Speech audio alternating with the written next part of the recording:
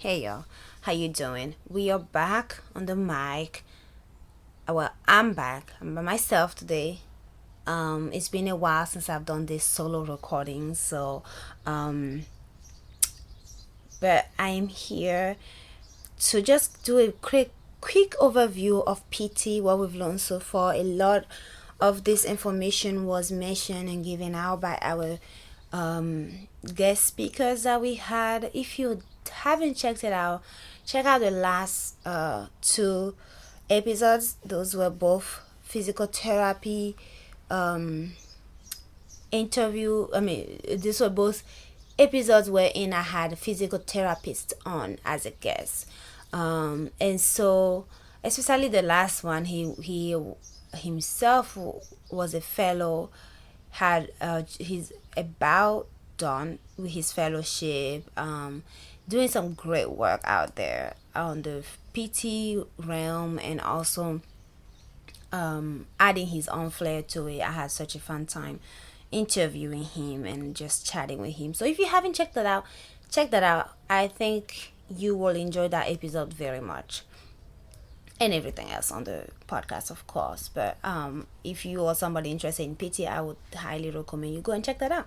So we are going to do a quick overview of PT as mentioned, and I'm going to start with what do physical therapists do. Now, if you've heard, again, you've probably heard our different guests give this in their own term, or going back to this or so forth. So listen to those episodes. I think those episodes are where you're going to get the most information, get a bit of a feel for what's out there. But anyway, so what do physical therapists do? And I'm reading this for the official website, apta.org. So physical therapists are movement experts who improve quality of life through prescribed exercise, hands-on care, and patient education. Physical therapists diagnose and treat individuals of all ages, from newborn to people at the end of life.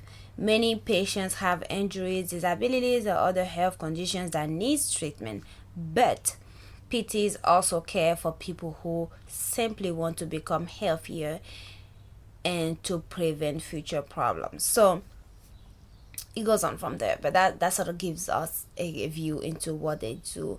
And I like that they have the word prescribe here, because a lot of time we don't think about what physical therapists are doing and how they're helping their patients, and the exercises they're giving now as prescription. But it is because they're asking you to do certain exercise a certain number of time a day, a certain number of time a week, and it's essentially what a prescription is, right? You go to the doctor and they give you, let's say, metronidazole for bacterial vaginitis or something. They want you to take a certain time for once a day for a certain period of time, right? Or even if it's as needed, that's still a prescription. So just keep in mind that these are prescription that they're giving you, and you are more likely to get the best result if you stick to what was prescribed, right? And so where do physical therapists work? So physical therapists practice in a wide range of settings, including hospitals, outpatient clinic, people's homes, schools, sports and fitness facilities, workplaces, and nursing homes. Again, I'm gonna keep referring back to some of my previous interviews, because a lot of the information was in there. But if you listen to my last episode with Kevin, he is working with one of his patient population is people with Parkinson's disease, and I zoomed in a little in that because I personally have worked with folks with Parkinson's disease and Alzheimer's disease and things like that, but on a totally different side. And having being in healthcare and knowing about the disease and so forth, nowhere in the books really, at least the way I'm learning about it, have I seeing physical therapists as part of the treatment team, right? So it was amazing hearing him speak a little bit on what he does and how he does it, and how he brings some relief to those patients who are essentially diagnosed with non-curable, diagnosed with a disease that you can't really cure, right? So it's whatever we can do at that stage is better than nothing. So that gives you an example of how wide the realm of physical therapy can be if you so choose. Now, he did go to fellowship, and depending on how specialized you want to be, clearly you want to go to residency or fellowship, but as he mentioned, that's not necessarily always necessary.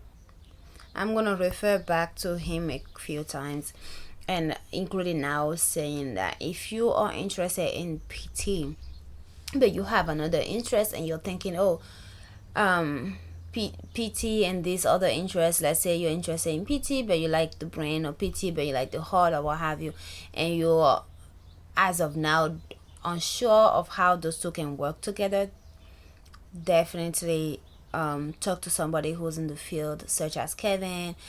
Use LinkedIn. I've used LinkedIn for a lot of things. A lot of my most recent guests here have been on from LinkedIn. I've used LinkedIn behind the scene for my own personal development and things like that, just simply connecting with people. So it's been a nice resource. Of course, being on there and actually connecting with people is how you get whatever result you're looking for. If that's just building your network, or finding a mentor, or finding somebody who's doing something that you want to do and ask them question, poke their brain, or what have you. The best way you're going to do that is actually interacting with people, being human. I mean, this is social networks. I mean, social media for a reason. Socialize. Okay, so this gives us move on to the next thing, is how much do physical therapists make. Now, I'm gonna add this in here, as I will add for everything else, and that is how much you are making in any field, whether it's physical therapist or pharmacy or PA or doctor. Depends on the specialty you're in, where you're working as in geographically, and your level of experience, right? And the market is another thing. So over here they have let me go back real quick. So APTA stands for American Physical Therapists Association. I'm gonna put that in there. So that right here, the median salary for physical therapy is $85,000. Keep in mind, median means there is lower, there is higher, and as I said, it just depends on where you are. But that gives you an idea of when you're trying to sort of plan things out and estimate your income after graduation and all of that. And yep, they even put it here, same thing, depends on geographic location, experience, and so forth. Now I'm going to compare that. Y'all know, if y'all watch my other solo episodes, you know that I refer to BLS.gov quite often for statistics such as income and job outlook and so forth. And the income here, the median they have here is 91,000. So it's a little higher than what's on the other website, what's on APTA, but it's about the same, right? It's in that range. And the job outlook here is 18%, which is faster than average. So it's that sort of gives you an idea, like, okay, when I'm done with school, I'm not gonna have a hard time finding a position. So now let's talk about how to become a PT. And again, if you know anything about PT or listen to my last episode, you know PTs is a doctorate level degree, right? You need to earn a doctorate degree from an accredited school or program, same thing, and then you need to pass your state licensure exam. So Let's keep that in mind. I haven't met any I haven't heard of any healthcare professional, especially like anything above like entry level, where you don't need a national exam or state exam to start to practice. And it can be annoying sometimes, trust me. I can go on a soap opera about that, but it's what it is, right? And so one thing about the education is that it's saying here that most of the education is in the classroom, right? And so that's about 80%, and then the other 20% is spent on clinical and so forth. So of course that depends on whether, if you do residency and fellowship afterward, or do some other added training afterward, then you are going to have a little bit more hands-on or what have you, and your education might be a little different by the time you're all done. But for now, for like the minimum requirement, which, so the next thing I'll touch on is how to become a PTD, right? So we know you need a doctoral level to practice as a PT, and you need to pass that license. So now what's the process, right? What's the process for that is, let's take it from after high school. That's usually where I start. So after high school, you want to become a PT. Of course, it's a doctoral level, so you need a bachelor's degree at least to apply. Some folks, just like any other higher level healthcare program or higher level education period, some might obtain a master's degree, some might go straight after a bachelor's degree. And again, referring back to Kevin, we know that he did his master's and then went to PT school. It's not required, but that's a route for some folks. So let me go through the requirements, as I'm veering off and adding so many soap ops in these things, or parentheses I should call them. Okay, so you done after PT school, after high school, you want to become a PT. Of course you need a bachelor's degree, much like medical school or PA school, and surely even pharmacy school. You don't need a particular bachelor's degree. You can get a bachelor's degree in anything. Of course, alongside that, like anything else, you need certain prerequisites. So most people, if they knew it ahead of time at least, will get a bachelor's degree in something that allows them to get the prerequisites alongside that, so they don't have to do it separately. It's put in here that some of the most common majors to for folks who are going to PT school for undergrad is include exercise science, biology, kinesiology, and physiology. So there is that. So you you're done with high school, you went to get your undergraduate in whatever you want. You have to then do prerequisites. Again, it's very similar to most other things. Prerequisites includes anatomy and physiology, biology, chemistry, physics, psychology, and so forth, right? Those are like some of the core prerequisites. But as noted before in other chapters when we were here, those are the core ones that you likely are going to find that every school is requiring you. But you are likely to find that some schools are requiring a little bit more based on their school focus and so forth. So keep in mind, just always check for the school specific requirement. You got to do your research on which school you want to go to and dive in and see what their requirements are, what their GPA, minimum GPA is, right? So you got to meet the minimum GPAs. A lot of time, if the minimum GPA 3.0 and you have anything less than that, your application is probably not even going to be looked at.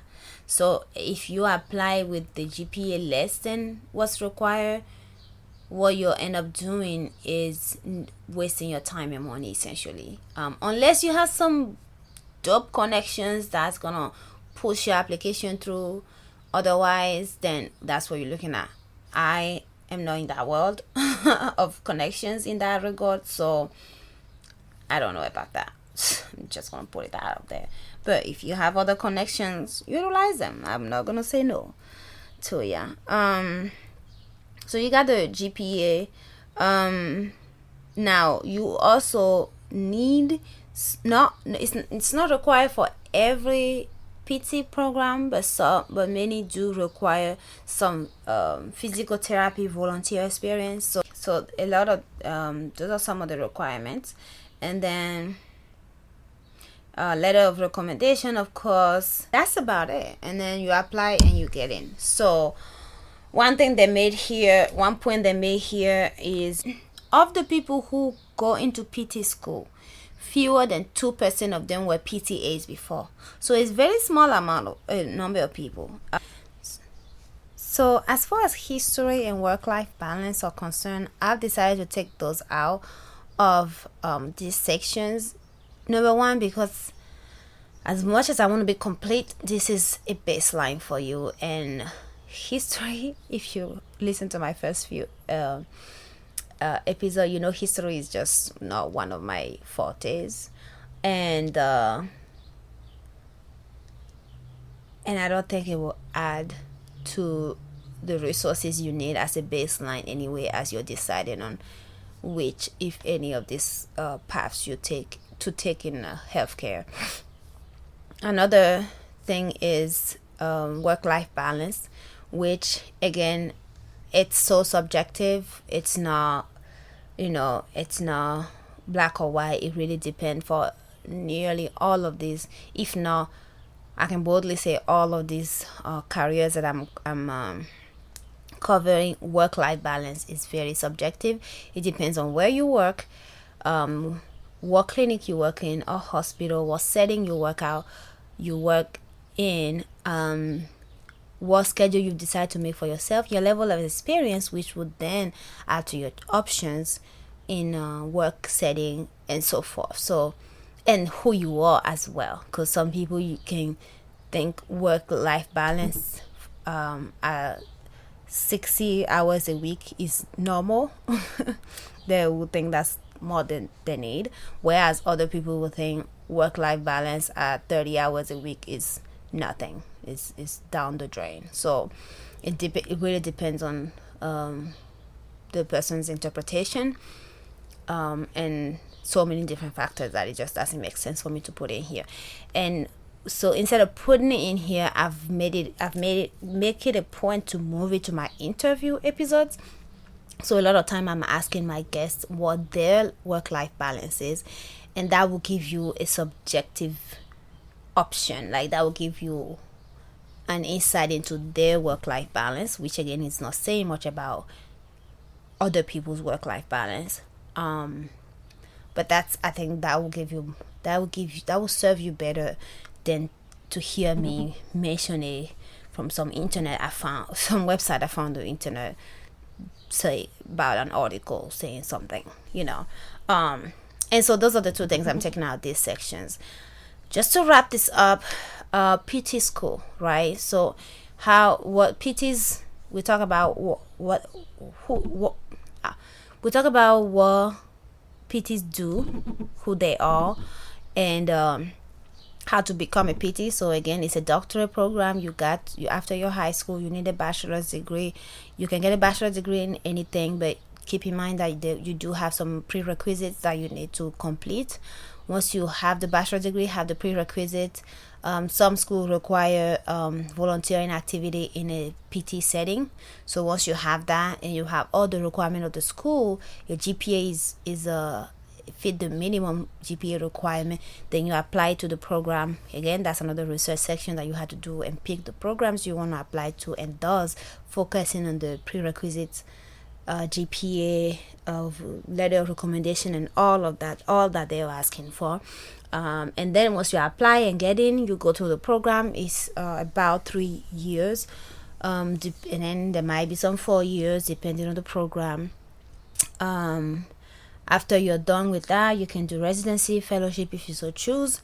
But before you can practice, even if you don't do residency or fellowship, you need to pass the state the board exam essentially, and then you'll be able to practice, and from there on is your choice whether or not you want to do fellowship or internship or what's the other one I'm forgetting about, residency. If you want to specialize in anything, how do you want to do that? You have the option, of course. The leadership option can be a little, it depends on your view, because as I mentioned earlier, we had the two interviews I've had so far for this one with the Jeff and Colin. They didn't view much option for leadership in as a PT in outside of creating your own company. Again, that makes sense because they had their own company and that's what they found success. The second interview I had with Kevin, he's on both sides, wherein he does have a business side but also is an employee, and he finds plenty of opportunities in leadership in the PT world. So that's something else that you just gotta, it depends on where you are, who you know, what opportunities you've given yourself and have been given to you, and how equipped you are to take that leadership position. Or are you more of the type to just go ahead and start your own company and run it from down up? It's all relevant. It's all leadership. I just did an interview with the dentist, and he mentioned something that I think is very helpful and very useful across the board, which is when I asked him about leadership, he mentioned that just being a dentist is already leadership, is a leading position already. And I know this is not the dentist episode, but that's a quote from him that I think is very useful to keep in mind, that all of these positions, especially the ones I've covered so far in this allied health mini umbrella, whether it's PA or pharmacist or dentist or PT. Next I have things like OT coming up, and acupuncturist and a chiropractor. All the things are already leadership positions. Yeah, you were hired by somebody, but remember, nearly every leader has somebody else on top of them. It's not many folks in this world don't have somebody looking over them. It's like even the president has somebody that he has to respond to. So it depends on how you define your leadership. Just keep that in mind. With that said, I'm going to close this up, and thank you guys for joining me. I will see you all next time. Peace.